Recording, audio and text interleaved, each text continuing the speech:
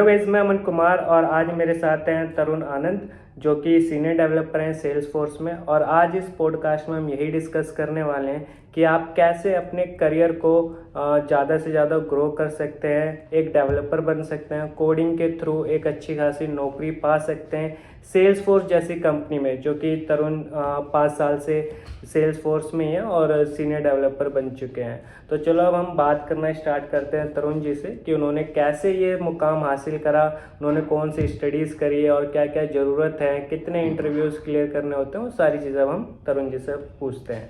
तो तरुण जी, पहले तो मैं चाहता हूँ कि आप अपना इंट्रोडक्शन दे दें। ओके, तो मैं आपके व्यूअर्स को बताना चाहता हूँ कि सबसे पहले मैंने इंजीनियरिंग अपनी कंप्लीट करी है दिल्ली टेक्नोलॉजिकल यूनिवर्सिटी से। और मेरा जो बैकग्राउंड रहा है वो इंजीनियरिंग फिजिक्स का रहा है। और जैसा कि आपको पता है कि कॉलेज में ऑन कैंपस प्लेसमेंट होती है, तो उसी ऑन कैंपस प्लेसमेंट में एक कंपनी थी जेनपेट करके, उसमें मेरा एज अ सॉफ्टवेयर डेवलपर मैं उस कंपनी में गया था। After completion of 2 years, then I switched back to Salesforce as a senior technical consultant. And moving forward, I was working throughout this journey as a Salesforce developer. तो मैं आपको ये बताना चाहता हूँ कि इस करियर में आने के लिए आप दो पाथ यूज़ कर सकते हैं बेसिकली। पहला पाथ आपका ये हो सकता है कि जैसे ही आप अपनी इंजीनियरिंग कंप्लीट कर रहे हैं, आप ऑन कैंपस प्लेसमेंट ले सकते हैं और किसी भी छोटी मोटी कंपनीज में जा सकते हैं as a software developer. After moving into the software developer, वो उस कंपनी पर डिपेंड करता है कि आपकी वो किस पर्टिकुलर डोमेन में वो आपसे काम करवाना चाहते हैं। तो अगेन दो पॉसिबिलिटीज हैं कि अगर वो सॉफ्टवेयर डेवलपर्स वाले पोस्ट के लिए आपको हायर कर रहे हैं तो हो सकता है कि आपकी टेक्नोलॉजी सेल्स फोर्स की रहे, अदरवाइज वो कोई other front end back and और मोबाइल टेक्नोलॉजी से रिलेटेड हो सकती है। बट मैं स्पेसिफिकली आपके यूट्यूब के चैनल पे मैं ये बताना चाहूँगा कि कैसे हम लोग करियर बना सकते हैं as a Salesforce developer.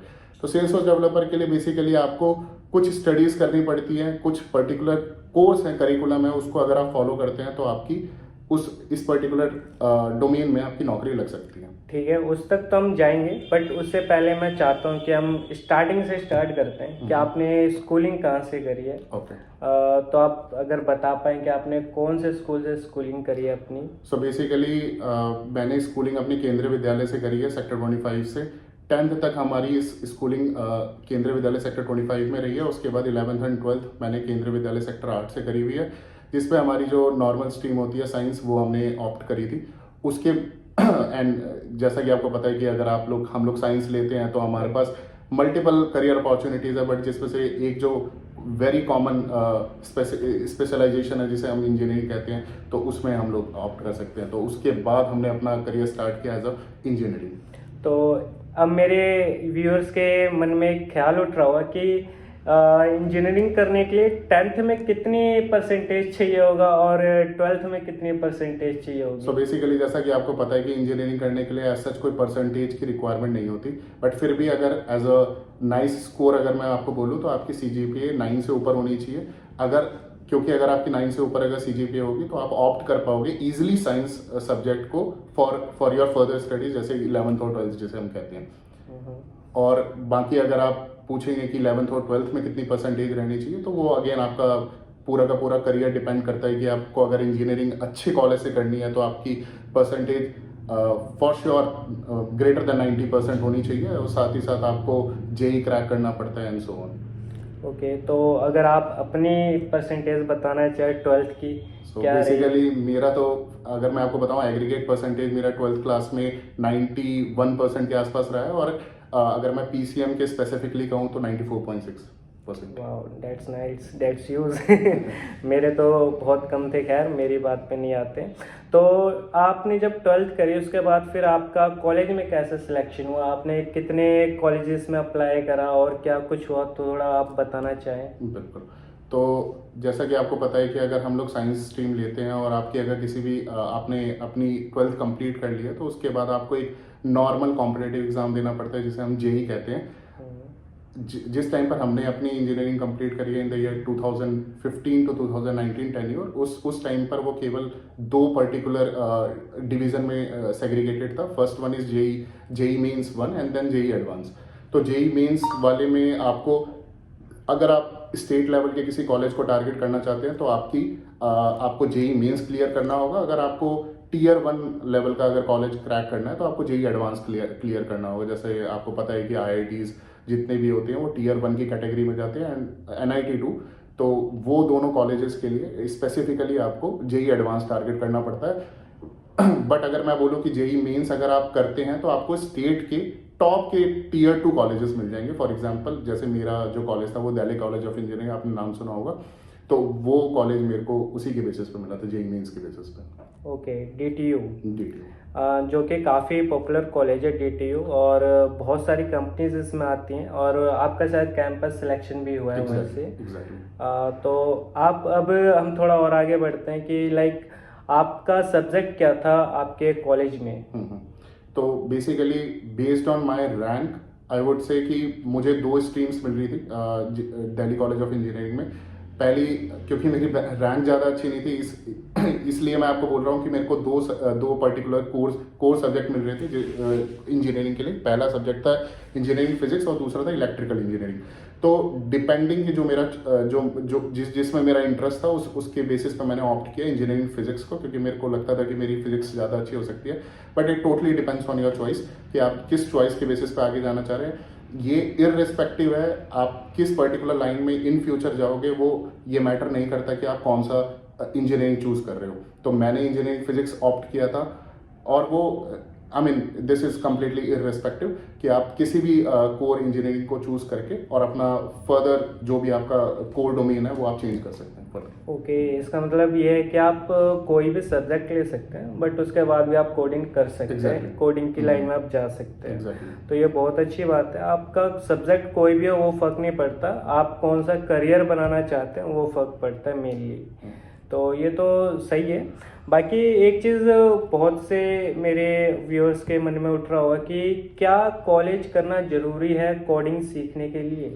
तो मैं आपको फ्रेंकली अगर मैं बताऊं तो मेरे अकॉर्डिंगली मतलब कोई भी डिग्री कोडिंग वाली लाइन में जाने के लिए रिक्वायर्ड नहीं है।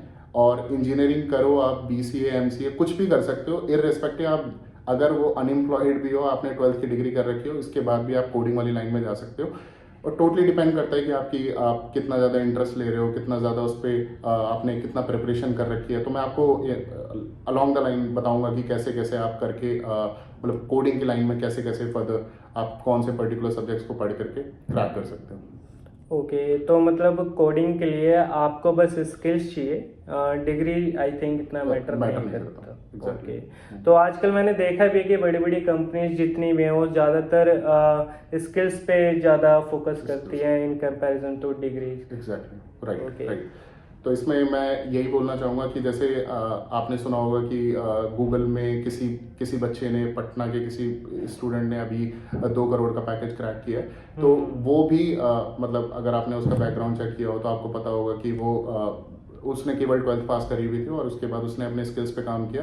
कोडिंग रिलेटेड जो भी 2-3 सब्जेक्ट्स होते हैं उस पर कमांड एकदम ग्रिप बहुत तगड़ी इस्टेब्लिश करी, उसके बाद जाकर के ही वो कोई भी क्रैक कर सकता है उस particular I mean as a software developer नौकरी को किसी भी पर्टिकुलर कंपनी के अंदर, तो इररिस्पेक्टिव है। ओके, तो अब आते हैं हम कि कोडिंग सीखने में टाइम कितना लगता है। एक अगर हम टाइम इंटरवल लेके चले तो कितना टाइम हमें देना चाहिए सीखने में, एंड उसको क्या क्या सीखना चाहिए? जैसे कि कोडिंग में फ्रंट एंड होता है, बैक एंड होता है, तो बैक एंड में कितना टाइम देना चाहिए, फ्रंट एंड में कितना टाइम देना चाहिए? तो मैं इस पर्टिकुलर क्वेश्चन को आपको एक्सप्लेन करता हूँ पर्टिकुलर स्पेशलाइजेशन को लेकर के।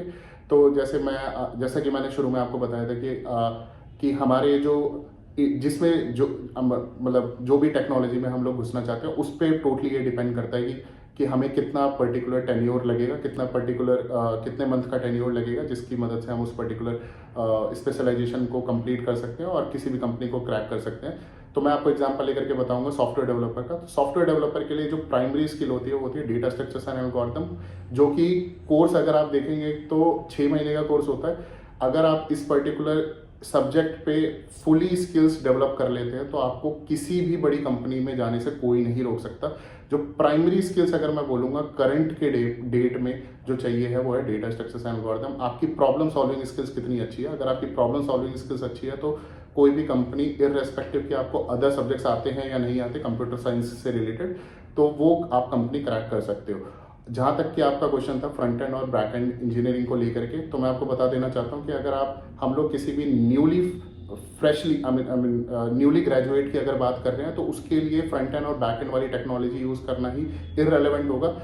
उसके लिए जो हमें कोर सब्जेक्ट चाहिए होते हैं वो होते हैं data structures and algorithm and few I mean CS fundamental subjects, for example computer networking, DBMS and all. तो वो अगर आपके पास 3-4 सब्जेक्ट्स की अगर पूरी बकेट लिस्ट है और आपका उस पर्टिकुलर डोमेन पे पूरा का पूरा स्किल सेट है, तो मैं आपको बता देना चाहता हूँ कि कोई भी कंपनी को आप टारगेट कर सकते हैं, इररेस्पेक्टिव कि आपको अदर कोई आई मीन डिफरेंट इलेक्टिव्स आते हो या ना आते हो।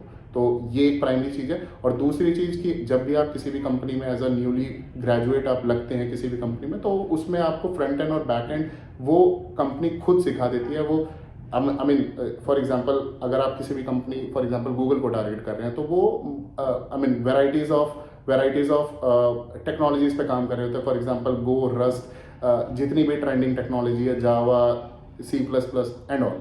तो I mean, you don't have to focus on all these I mean front end and the back end technology. The only thing that you have to master is the data structures and algorithm and few core subjects. तो ये हुई specifically software developer role की बात। जहाँ तक है Salesforce developer वाले की बात, तो मैं उसमें बता देना चाहूँगा कि आपको केवल और केवल सेल्सफोर्स टेक्नोलॉजीज को सीखने की ज़रूरत है। आप उस पर्टिकुलर डोमेन को भी सीख सकते हैं। तो ये हुआ डोमेन स्पेसिफिक बात। और सॉफ्टवेयर डेवलपर एक वाइड एरिया है जो मैंने आपको एक्सप्लेन कर दिया। न्यूली ग्रेजुएट को केवल software I mean data structures algorithm यही एक प्राइमरी स्किल्स पे फोकस करना चाहिए। ओके, काफ़ी अच्छी नॉलेज है ये, और आई होप आपको समझ भी आ रहा हो। तो यहाँ पे मैं दो चीज़ देखता हूँ कि ना, काफ़ी लोग बोलते हैं इंजीनियर तो बेरोज़गार होते हैं जैसे कि बहुत सारे इंजीनियर जो कि अच्छे खासे कॉलेज से ग्रेजुएट हो के भी एक्टिंग कर रहे हैं, कॉमेडी कर रहे हैं। तो क्या ये सच है कि इंजीनियरिंग में जॉब कम है? देखिए, अभी जो करंट मार्केट की अगर मैं बात करूं, तो आपको पता है कि रिसेशन अभी पिछले 2-3 साल से रिसेशन नहीं चल रहा है। US मार्केट एकदम डाउन है।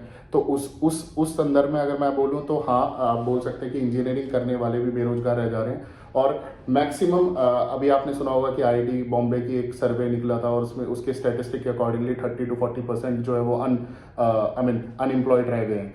तो वो एकदम सही बात है, क्योंकि वो टोटली डिपेंड करता है कि हमारा करंट मार्केट वैल्यू क्या मार्केट कैसी चल रही है, और US की मार्केट कैसी रही है, उस पर्टिकुलर स्टैटिस्टिक पे डिपेंड करता है। तो मैं अगर बोलूँगा कि अगर आप इंजीनियरिंग करके भी अगर जॉब नहीं ले पा रहे हैं और आपकी प्रिपरेशन एकदम तगड़ी है, टॉप नॉच है, जिसमें आप किसी भी कंपनी को टारगेट कर सकते हैं, तो मैं आपको बैड लक ही कहूँगा, क्योंकि फिर आप ये मान सकते हैं कि रिसेशन वाला पीरियड चल रहा हो सकता है।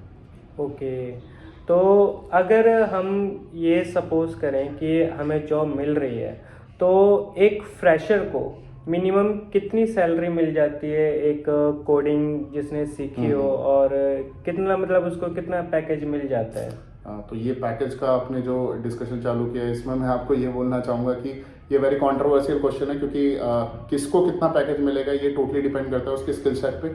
और जैसा कि मैंने आपको बताया, अगर आप किसी बड़ी कंपनी को टारगेट कर रहे हैं या फिर छोटी कंपनी को एज अ स्टार्टअप आप ज्वाइन कर रहे हैं, तो उसमें भी आपको बहुत अच्छा पैकेज मिल सकता है। बट क्योंकि अभी मार्केट वैल्यू कम चल रही है, तो अभी आप एक्सपेक्टेशन थोड़ी कम रख सकते हैं।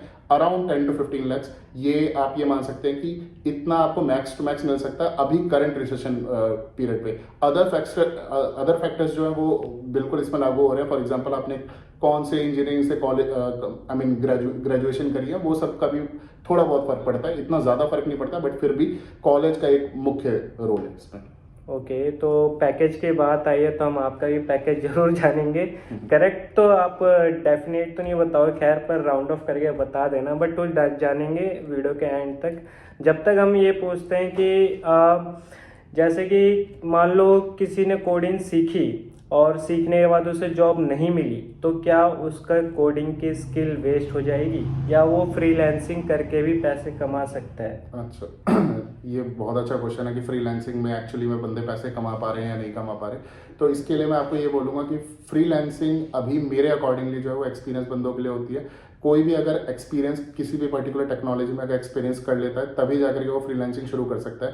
As a newly graduate it is very difficult कि मतलब वो फ्रीलांसिंग वाली किसी भी पर्टिकुलर कंपनी को टारगेट करे या फिर कंपनी को प्रपोजल भेजे, तो वो अभी अभी के लिए बहुत मुश्किल है। और जैसे कि मैंने आपको बताया कि रिसेशन वाला पीरियड भी चल रहा है, तो अभी एज अ न्यूली ग्रेजुएट अगर किसी को फोकस करना चाहिए, वो ऑन कैंपस प्लेसमेंट या फिर ऑफ कैंपस प्लेसमेंट को ही टारगेट करना चाहिए। और अभी के करंट मार्केट के वैल्यू के हिसाब से मैं जैसा कि आपको बता सकता हूँ कि आप मिनिमम आपको जो भी पैकेज मिले, जितना भी पैकेज मिले, आपको ऑप्ट कर लेना चाहिए। इन फ्यूचर जाकर के सबका बराबर ही पैकेज हो जाता है जिस भी कंट्री में आप रह रहे हो। फॉर एग्जांपल अगर आप यूएस में रह रहे हैं तो इवेंचुअली में जाकर के आपको सॉफ्टवेयर इंजीनियरिंग वाले प्रोसेस से पूरा गुजरना पड़ेगा। आप इवेंचुअली जाकर के आर्किटेक्ट बनोगे, मैनेजर्स बनोगे, तो वो एक लंबी जर्नी है। बट अगर मैं आपको बोलूँ कि किसी भी कंट्री में रह करके आप मतलब एज अ रोल आप कितना ज़्यादा कमा सकते हैं या फिर कितना ज़्यादा आपको उसमें लेना चाहिए इनिशियली, तो मैं आपको बोलूँगा कि करंट मार्केट वैल्यू के हिसाब से आपको जो कंपनी मिल रही है, जैसी मिल रही है, आप उसको ऑप्ट करें और आगे बढ़ें। और इवेंचुअली जाकर के सबका पैकेज बराबर ही हो जाना है और सबकी पोजीशन इवेंचुअली बराबर हो जानी है। ओके, मतलब कि आप ये कहना चाहते हैं कि आपको एक्सपीरियंस लेना चाहिए। एग्जैक्टली। और एक्सपीरियंस के बेसिस पे आपके पैकेजेस डिसाइड होते हैं। एग्जैक्टली। तो एक्सपीरियंस का बहुत बड़ा रोल है इसके अंदर। आप इवेंचुअली एक्सपीरियंस आपका मैटर करेगा। आप कभी भी स्विच करते हैं कंपनीज, इवेंचुअली जाकर के जब आप बताते हैं कि आप इस ईयर में ग्रेजुएट हुए हैं और उसके बाद आपका जब नंबर ऑफ ईयर्स उसमें जुड़ जाता है, तो आपको बड़ी से बड़ी कंपनी भी पैकेज देने को रेडी हो जाती है और इवेंचुअली आप क्रैक भी कर सकते हैं बड़ी बड़ी कंपनीज को। इवन आप फ्रीलांसिंग के लिए भी आपको एक्सपीरियंस जो है वो शो करना पड़ेगा। अदरवाइज कोई भी अगर एज अ बिजनेस अपना शुरू कर रहा हूँ और मुझे अगर कोई भी पर्टिकुलर डोमेन का अगर कोई डेवलपर चाहिए, तो मैं उसका सबसे पहले एक्सपीरियंस देखूंगा, उसने किस पर्टिकुलर डोमेन पे एक्सपर्टाइज कर रखी है, उस पर्टिकुलर डोमेन में मैं एक्चुअली में इंटरेस्टेड हूँ कि नहीं हूँ। तो वो सारे की फैक्टर्स पे मैं एक्चुअली में लुक इनटू करूँगा। ओके, ठीक है। तो कोडिंग सीख के किसी को एक कोई भी जॉब कर लेनी चाहिए, उसके बाद उसको एक्सपीरियंस लेना चाहिए, देन उसकी सैलरी पैकेज अच्छे हो जाते हैं। तो अब एक एग्जांपल लेते हैं, जैसे कि मैं हूँ और मैंने 12th ही पास आउट करा है और मैं कोडिंग सीखने का चाह रखता हूँ। तो मुझे कौन से प्लेटफॉर्म से सीखना चाहिए? क्या मुझे पेड कोर्सेज लेने चाहिए, फ्री कोर्सेज लेने चाहिए, या आप कोई कोर्स लॉन्च करने वाले हैं? उन सब चीज़ों के बारे में अगर आप बता पाएँ कि मतलब मुझे सीखना कहाँ से चाहिए बेसिकली। ठीक है, तो मैं इस क्वेश्चन को इस तरीके से लेता हूँ कि आप as a non coding background से आ रहे हैं और आपको कोडिंग सीखनी है पर्टिकुलरली। तो अगर आपको कोडिंग सीखनी है तो अगेन वही सेम प्रोसेस फॉलो होगा कि अगर कोई भी नया स्टूडेंट जब भी किसी भी इंजीनियरिंग कॉलेज में जाता है, उसके बाद जब वो ग्रेजुएट होता है तो उसको किसी ना किसी कंपनी को टारगेट करनी पड़ती है। तो उसी पॉइंट ऑफ व्यू से अगर हम लोग सोचें, तो मैं आपको ये बताना चाहूँगा कि आप अपने स्किल सेट पे काम करके आप भी किसी भी बड़ी कंपनी को टारगेट कर सकते हैं। तो उसके लिए मैंने जैसा आपको बताया कि डिग्री एक्चुअली में इररेलेवेंट रोल प्ले करेगी। आपको वही 2-3 कोर्सेज आपको करने होंगे, data structures and algorithm and computer network, computer science से रिलेटेड जितने भी कोर इलेक्टिव्स हैं उसको फोकस करना होगा। बट मैं आपको ये भी बताना चाहूँगा कि ये वाला जो लाइन है वो काफ़ी ज़्यादा डिफिकल्ट रहता है नॉन कोडिंग बैकग्राउंड को कोडिंग बैकग्राउंड में लाने के लिए। तो मैं उस पर्टिकुलर सेंस में आपको ये बोलना चाहूँगा कि अगर आप पर्टिकुलर स्पेसिफिक टेक्नोलॉजी को अगर फोकस करें तो वो ज़्यादा बेस्ट रहेगा इस पर्टिकुलर सिचुएशन में। क्योंकि नॉन कोडिंग बैकग्राउंड वाले को अगर कोडिंग वाले बैकग्राउंड में लाना है और अगर सही पॉइंट ऑफ सही टेक्नोलॉजी और उसके काम की चीज़ पे अगर हम लोग फोकस करें तो वो मेरे हिसाब से एक फ्रूटफुल रिजल्ट ला करके दे सकता है। तो मेरे अकॉर्डिंगली अगर आप किसी भी नॉन कोडिंग बैकग्राउंड वाले स्टूडेंट को अगर कोडिंग वाले बैकग्राउंड वाले स्टूडेंट पे लाना है, तो मैं अपनी तरफ से वो आपको बताऊंगा कि उसको मेरे वाली सेल्सफोर्स टेक्नोलॉजी में आना काफ़ी ज़्यादा इजी है, या फिर किसी भी अदर टेक्नोलॉजी में होगा। बट मैं आपको मेरे डोमेन का बता सकता हूँ क्योंकि मैं खुद इस पर्टिकुलर पाथ को फॉलो करके आगे बढ़ा हुआ हूँ। तो मैं आपको ये बताना चाहूँगा कि जैसा कि आपको पता है इंटरनेट जो है वो इतना ज़्यादा बूस्ट किया हुआ है, सारी चीज़ें फ्रीली अवेलेबल है यूट्यूब के ऊपर। तो हमारे खुद के भी कोर्सेज आने वाले हैं इन फ्यूचर सेल्सफोर्स से रिलेटेड। बट जितने भी अगर आप मेरे से पूछेंगे कि आपको कोई पेड कोर्सेज लेना चाहेंगे लेना रिकमेंड करता हूं मैं, तो मैं आपको बोलूंगा कि नहीं, no recommendation from my side. और इवन अगर आप कोई किसी पर्टिकुलर कोर्स पे जा भी रहे हैं तो वो आपका पर्सनल चॉइस है। मगर मैं जो आपको बोलूंगा रिकमेंडेशन, वो आप यूट्यूब पे जा करके किसी भी एक पर्टिकुलर टॉपिक को उठा करके सेल्सफोर्स से रिलेटेड आप उस पूरे पर्टिकुलर टॉपिक को और इवन एंटायर टेक्नोलॉजी को आप ग्रैब करके इजीली इस पर्टिकुलर डोमेन पे स्विच बैक कर सकते हैं। ओके, तो ये तो आपने सेल्स फोर्स के बारे में बताया और सेल्स फोर्स के बारे में हम और बातें भी करेंगे। गैस मैं आपको 2-3 चीज़ें क्लियर कर देना चाहता हूँ सेल्स फोर्स के बारे में।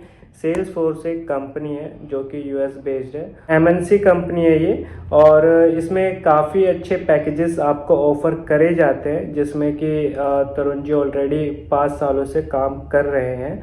तो अभी हम थोड़ा सेल्स फोर्स से हट के बात करते हैं, उसके बाद फिर हम दोबारा सेल्स फोर्स पे आएंगे कि आपको कैसे सेल्स फोर्स में जॉब मिल सकती है, कैसे तरुण जी आपको गाइड कर सकते हैं सेल्स फोर्स में जॉब लेने के लिए।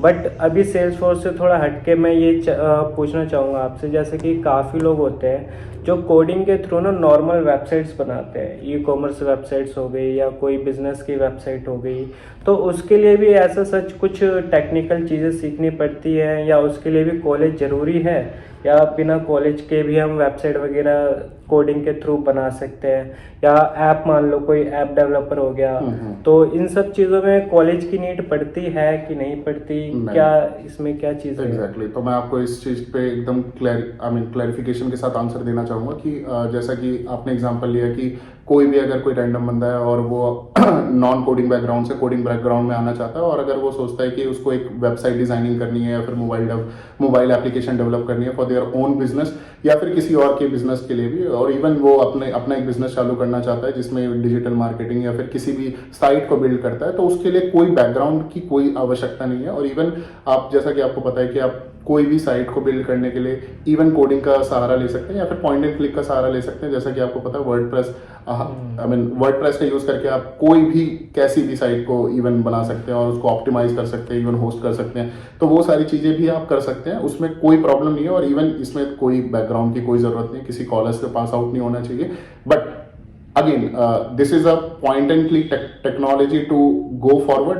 तो मैं आपको रिकमेंडेशन कहूंगा कि अगर आप पर्टिकुलरली कोडिंग में आना चाहते हैं तो आप वर्डप्रेस का इनिशियली यूज करें अपने किसी खुद की साइट बिल्ड करने के लिए, पोर्टफोलियो बनाने के लिए, तो वो सब आप कर सकते हैं। या फिर आपको कोई फ्रेंड बोल रहा है या फिर कोई बिजनेस बोल रहा है तो उससे आप अर्न भी कर सकते हैं। बट मैं आपको बोलूंगा कि एज अ स्किल सेट जिस पे आपको काम करना चाहिए वो अलग से आपको पर्टिकुलरली टेक्नोलॉजी पे, जैसे रिएक्ट वगैरह हो गए फ्रंट एंड की टेक्नोलॉजी, तो वो आप खुद से भी एक्सप्लोर करके आगे बढ़ सकते हैं। तो वो स्पेसिफिकली फिर आपका वो फ्रंट एंड इवन वो कोडिंग वाला लाइन आपका कंसिडर करा जाएगा उसमें।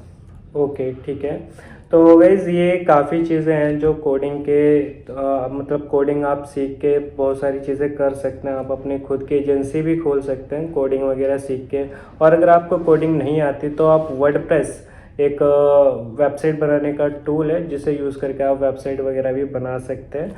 तो गाइस ये सारी चीज़ें हो गई। अब चलो जो मेन टॉपिक है इस पॉडकास्ट का कि सेल्स फोर्स में हम जॉब कैसे लें, सेल्स फोर्स में हम एंट्री कैसे लें और क्या क्या चीज़ों को हमें क्लियर करना पड़ेगा, तो उस पर आते हैं। तो सबसे पहले तो हम ये पूछेंगे तरुण जी से कि सेल्स फोर्स में आपका मतलब कितने इंटरव्यूज़ राउंड हुए थे और कैसे कैसे आपने उसको पास करा और कितने दिन तक वो इंटरव्यूज़ चले थे, कौन कौन से स्किल्स आपके पास थी जो उस इंटरव्यू में नीडेड थी, या फिर किसी को सेल्स फोर्स में जाना हो तो उसको कौन कौन से स्किल्स की नीड होनी ही चाहिए, तो वो सारी अगर आप बता पाए तो हमारी ऑडियंस के सामने।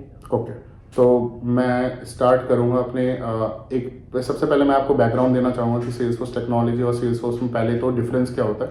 तो सेल्सफोर्स एक कंपनी है और सेल्सफोर्स टेक्नोलॉजी जिस पे मैं करंटली अभी काम कर रहा हूँ।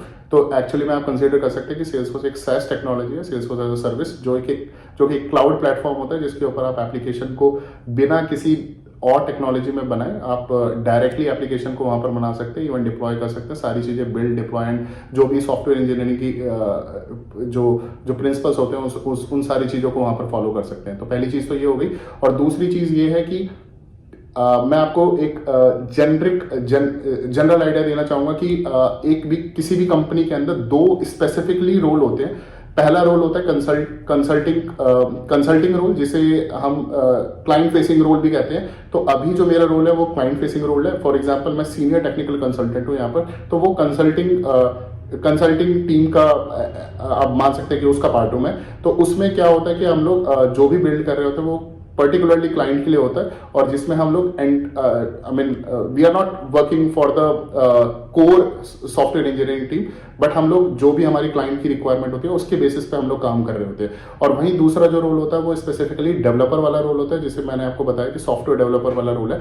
वो आपका जो रोल होगा वो आपका सेल्सफोर्स टेक्नोलॉजी पे ना होकर के किसी भी अदर टेक्नोलॉजीज पे हो सकता है। फॉर एग्जांपल अगर आप फ्रंट एंड वाले रोल में, तो फिर वो आप उसमें फ्रंट एंड वाले रोल पे हो सकते हैं, फिर बैक एंड वाले रोल पे हो सकते हैं, फिर mobile development and so on, बहुत सारे रोल होते हैं इसमें, तो वो किसी उस पे होगा। तो जैसा कि अमन जी आपने क्वेश्चन पूछा था कि इस सेल्सफोर्स टेक्नोलॉजी में आने के लिए, या फिर अभी मेरा जो करंट इंटरव्यू प्रोसेस रहा था वो कैसा रहा था, जिसकी मदद से मैं इस कंपनी के अंदर आ पाया, तो मैं आपको बताना चाहूँगा कि इसमें इन टोटल आपके 4 राउंड्स होते हैं। अगर आप किसी भी कंसल्टेंट को, अगर आप सेल्सफोर्स टेक्नोलॉजी वाले डोमेन में आना चाहते हैं और वो सेल्सफोर्स कंपनी के अंदर आना चाहते हैं, तो उनको इन टोटल 3 राउंड्स देने पड़ेंगे। पहला राउंड आपका कंप्लीटली ऑन कोडिंग राउंड होगा, जो कि हमारा एपेक्स के ऊपर होता है। तो मैं आपको समझाऊंगा कि एपेक्स वगैरह क्या चीज़ें होती है, बट आप इन जनरल मान सकते हैं कि हाँ, एक machine coding, not the machine coding round, this is just a coding round, जिसमें इंटरव्यूअर आएगा, वो आपसे क्वेश्चन पूछेगा, 45 मिनट्स के इंटरवल में आपको वो कोड लिखना भी होगा, इवन समझाना होगा, कोड टेस्टिंग भी करनी होगी, सारी चीजें होगी उसके ऊपर। तो वो पहला राउंड होता है। दूसरा राउंड भी मोर और लेस आपका एपेक्स के ऊपर ही रहेगा, इवन थोड़ा बहुत इंटीग्रेशन के ऊपर रहेगा सेकंड राउंड।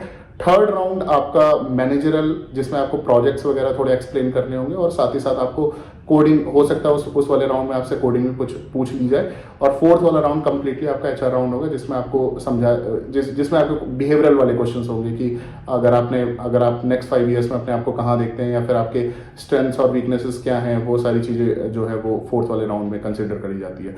तो ये आपका प्रोसेस रहता है। जो मेरा प्रोसेस रहा था जब मैंने सेल्सफोर्स ज्वाइन करी थी, तो ये 4 rounds, in total 4 rounds of interviews होते हैं। और जैसा कि मैंने आपको बताया कि कंसल्टिंग वाले रोल का consulting means client facing round वाला जो रोल है, उसके लिए स्पेसिफिकली ये वाला इंटरव्यू प्रोसेस है।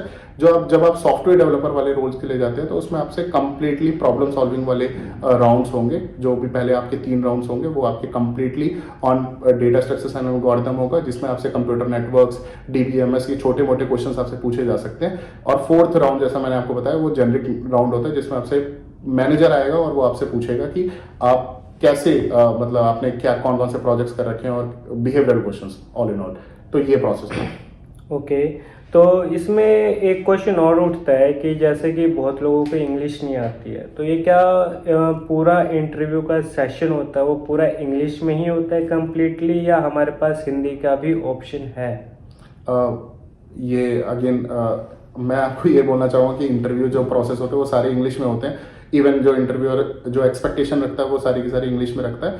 बट अगर आपका वो जो इंटरव्यूअर है वो नेटिव है, और अगर आप वो भी कंफर्टेबल है इंग्लिश में, तो हिंदी में है। अगर तो किसी भी अदर लैंग्वेज में, तो फिर आप उस पर्टिकुलर लैंग्वेज में प्रोसीड कर सकते हैं।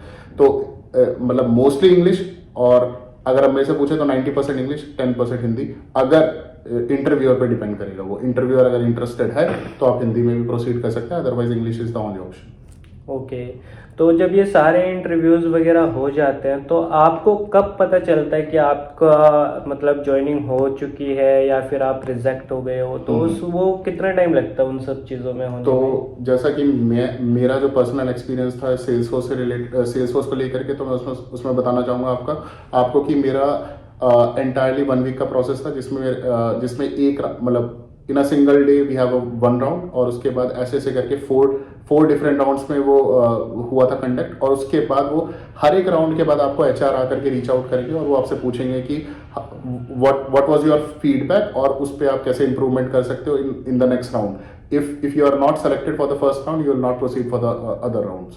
तो वो भी एक प्रोसेस है। ओके, मतलब वो उसी टाइम आपको बता देंगे कि आप सिलेक्ट हुए हो कि नहीं हुए हो? आई मीन कह सकते हैं, बट ये भी है कि अगर वो टाइम लेना चाहे एचआर, और अगर मतलब प्रोसेस अगर आपका लंबा जाना चाहे और पैनल अगर अवेलेबल ना हो, तो उस केस में वो आपको फीडबैक जरूर देंगे कि आपका कैसा इंटरव्यू रहा है। बट आपको जरूर ये साथ ही साथ बताएंगे कि आपका नेक्स्ट अवेलेबल पैनल कब तक अवेलेबल रहेंगे, और वो किस डे पे रहेंगे। तो उस पर डिपेंड करेगा पैनल पे। ओके, तो इंटरव्यू के लिए क्या हमें कोई एक्स्ट्रा और कोई स्किल सेट की रिक्वायरमेंट होती है, या बस टेक्निकल जो भी हमने कोडिंग वगैरह के रिलेटेड सीखा है सिर्फ उन्हीं स्किल्स की रिक्वायरमेंट होती है? तो अगर आप स्किल सेट की बात करेंगे तो एक इंग्लिश मैं बोलूँगा कि कम्युनिकेशन के लिए आपको और इसमें मैं आपको स्पेसिफिकली ये चीज़ बताना चाहूँगा कि इंग्लिश जो है वो आपको एक्सपर्ट लेवल की नहीं करने की ज़रूरत है। बस आपको आप कम्युनिकेट कर सकें उतना ही आपको इंग्लिश चाहिए। आप अपनी बातों को रख सकें, आप अपनी बातों को एक्सप्लेन कर सकें, जब आप कोड लिख रहे हैं उस चीज़ को समझा सकें, उतनी ही इंग्लिश चाहिए। ज़्यादा इंग्लिश की भी रिक्वायरमेंट नहीं है। इवन अगर आपकी इंग्लिश बहुत ज़्यादा अच्छी है तो इवेंचुअली आपको वो फर्दर लाइफ में तो यूज़ होने ही वाला है। बट जहाँ तक है इंटरव्यू पर्पज़ के लिए अगर मैं बोलूँगा तो बेसिक इंग्लिश चलेगी, और उसमें भी आप अगर कम्युनिकेट कर पा रहे हैं थोड़ी बहुत इंग्लिश से तो वो उतना चलेगा। ओके, ठीक है। तो फॉर एग्जांपल हम मानते हैं कि मेरा ही सिलेक्शन हो गया, तो क्या काफ़ी लोगों के मन में ये सवाल रहता है कि पैकेज और सीटीसी इनमें डिफरेंस क्या है, ये सीटीसी क्या होता है, और ये मतलब हमें इन हैंड कितना मिलता है, वो सब अगर आप थोड़ा बता पाए तो। तो मैं आपको बता सकता हूँ कि अगर कोई भी सीटीसी अगर कोई इंसान बोलता है या फिर एचआर आपसे डिस्कशन, हाँ, जैसे कि मुझे एचआर ने बोला कि आपकी सीटीसी फॉर एग्जांपल 10 लाख रुपए है, तो क्या मुझे इन हैंड 10 लाख रुपए मिलेंगे, या फिर उसमें क्या चीजें रहती है? नहीं, अगर एग्जांपल दे के आप बता पाए। हाँ ज़रूर। तो मैं आपको ये चीज़ बताना चाहूँगा कि सीटीसी का मतलब होता है कॉस्ट टू कंपनी, और वो कॉस्ट टू कंपनी का मतलब ये होता है कि कंपनी आपके ऊपर कितना खर्च कर रही है, वो होती है कॉस्ट टू कंपनी। उसके अंदर मल्टीपल कंपोनेंट्स होते हैं, जिसमें से एक कंपोनेंट होता है जिसे हम कहते हैं बेसिक सैलरी, और बेसिक सैलरी के अलावा अदर कंपोनेंट्स को मिला करके फिक्स्ड सैलरी आपकी बनती है। फिक्स सैलरी वो सैलरी होती है जो आपकी पर मंथ मिलेगी आपको। आप उसको डिवाइडेड बाय 12 भी कर सकते हैं after the deduction of income tax, मतलब उसमें भी आपकी इनकम टैक्स डिडक्ट होने वाले होते हैं। तो ये हम लोग कभी भी ऐसा नहीं कह सकते कि कॉस्ट टू कंपनी अगर आपकी 10 लाख है तो आपको 10 डिवाइडेड बाय 12 करना है, जिसमें आपका 83,000 के आसपास बनेगा। तो वो 83,000 नहीं बनेगा, वो एक्चुअली में आपका cost to company 83,000 is the max limit. अगर आपका जो 83,000 वाला जो कंपोनेंट है वो सारा का सारा फिक्स्ड है, और उसमें भी 83,000 में जैसा कि मैंने आपको बताया कि इनकम टैक्स भी इंक्लूडेड होता है, और इसमें अदर कंपोनेंट्स भी इंक्लूड होते हैं। तो हम लोग कभी भी ये नहीं बोल सकते कि जितना अगर फिक्स सैलरी है उसमें भी आपको फिक्स्ड ही इनकम मिलने वाली है हर महीने, नहीं, ऐसा नहीं होने वाला है। उसमें आपके एचआरए अदर कंपोनेंट्स उस महीने आपने ज्यादा डिडक्शन किया है, कम डिडक्शन किया है, टोटली उस पर डिपेंड करेगा। और आप रफ आइडिया लगा सकते हैं कि अगर आपकी 6 लाख अगर फिक्स सैलरी आ रही है तो आप ये मान सकते हैं 45 टू 50,000 के आसपास आपकी पर मंथ की सैलरी होने वाली है।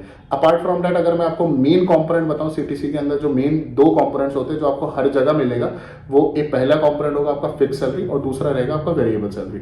तो फिक्स सैलरी वो सैलरी होती है जिसमें जो आपको मिलने ही वाली है, जैसा मैंने आपको बताया, और जो दूसरा होता है वो होता है आपका वेरिएबल वाला पार्ट, जिसे कंपनी जनरली बोलती है कि परफॉर्मेंस बोनस करके वो बोलती है। तो परफॉर्मेंस बोनस वो होता है जो आपको साल के एंड में मिलने वाला होता है। इट टोटली डिपेंड्स कि आपकी कंपनी कौन सी है और वो उनके क्या टर्म्स एंड कंडीशन है। For example in my company I am getting right now 10% of my the fix पे।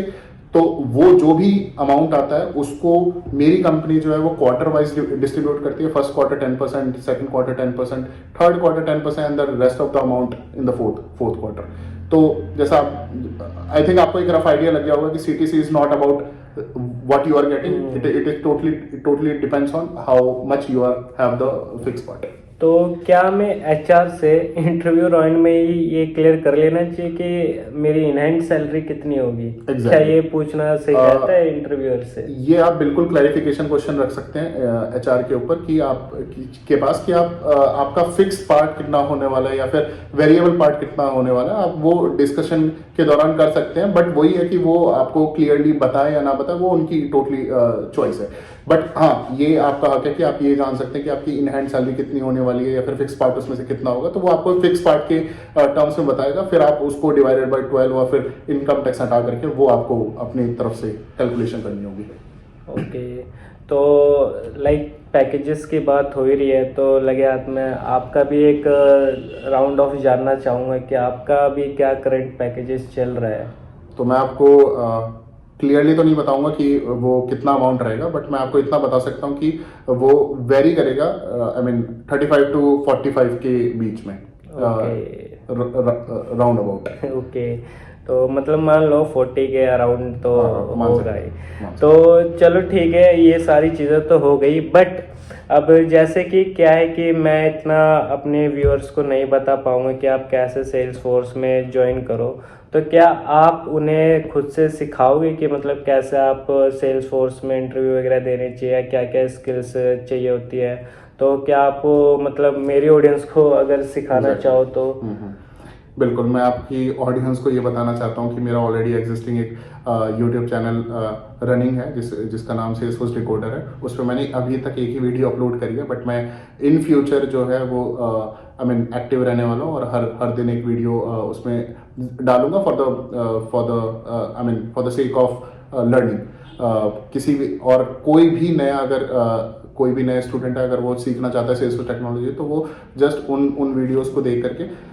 तो मैं एक चीज़ और आपके यूट्यूब चैनल के माध्यम से एक चीज़ बताना चाहूँगा कि आपको कभी भी हार्ड वर्क नहीं करना, आपको स्मार्ट वर्क करना है। स्मार्ट वर्क में जो भी रेलेवेंट टॉपिक्स है केवल वो पढ़ करके आप अगर इंटरव्यूज देना शुरू करोगे तो आपका डेफिनेटली किसी ना किसी कंपनी में आप प्लेस होगे, और उस प्लेसमेंट के दौरान फिर आप जो भी लर्निंग्स आपकी रहती है उसके बेसिस पे आप कंटिन्यूसली लर्निंग करते रहोगे और आप डेफिनेटली कहीं ना कहीं क्रैक करके इवेंचुअली लैंड करोगे।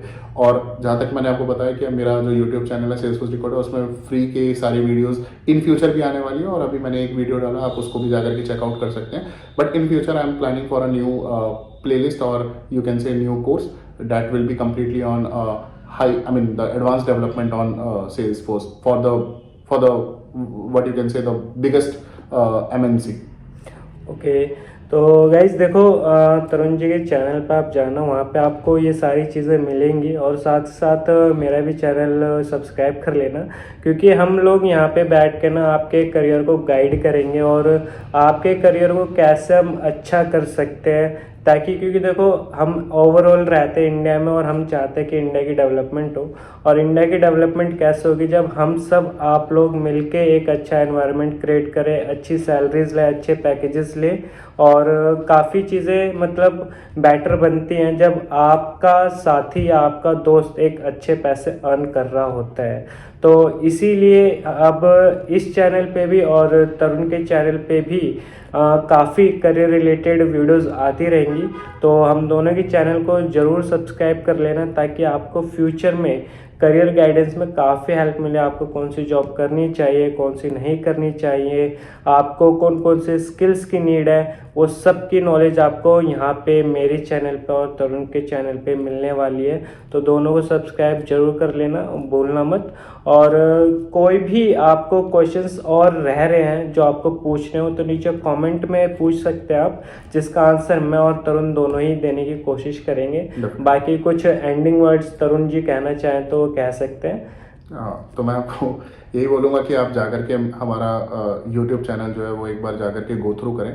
उस पर जो भी वीडियोज़ है एटलीस्ट वहाँ पर जाकर के आप उससे सीखने की कोशिश करें। और जैसा कि मेरे को पता है कि अमन जी जो है वो अपने चैनल्स पे डिजिटल मार्केटिंग को लेकर के, और इनका खुद का भी जो ब्रांड है होस्टिंग है, उसमें ये लोग अपनी तरफ से फ्री लर्निंग और जो डिजिटल मार्केटिंग की जर्नी में जितने भी रिलेटेड वीडियोस होते हैं वो सारी चीज़ें अपलोड करते हैं। तो प्लीज़ जाकर के आप उनको चेक करें, और जैसा कि इन्होंने बोला कि कमेंट्स में जो भी आपकी क्वेरीज रहेंगी वो ज़रूर मेंशन करें, ताकि हम लोग आपके जल्दी से जल्दी आप वो सारे क्वेश्चंस को रिजॉल्व कर सकें, और साथ ही साथ आपको एक क्लियर पिक्चर मिले कि एक्चुअली में आपको कैसे प्रोसीड करना है इन फ्यूचर। तो we will definitely going to help each and every one of you. Thank you so much. तो गाइज मैं तरुण जी के सारे सोशल मीडिया के लिंक्स डिस्क्रिप्शन में डाल दूंगा, आप चाहो तो इसे इन्हें पर्सनली जाके कनेक्ट भी कर सकते हैं। बाकी लाइक, फॉलो, सब्सक्राइब करना बिल्कुल ना भूलें, क्योंकि काफ़ी मेहनत लगती है हमें ये सारी चीज़ें बनाने में, और आफ्टर ऑल हम अपने लिए नहीं आपके लिए कर रहे हैं। तो अपने लिए ही एक लाइक और सब्सक्राइब जरूर करें, और शेयर करना भी मत भूलें अपने दोस्तों के साथ, ताकि उनको भी करियर गाइडेंस मिल पाए। तो अब हम मिलते हैं आपसे कभी अगली वीडियो में। तब तक के लिए बाय बाय, अपना ध्यान रखना। Thank you everyone, bye.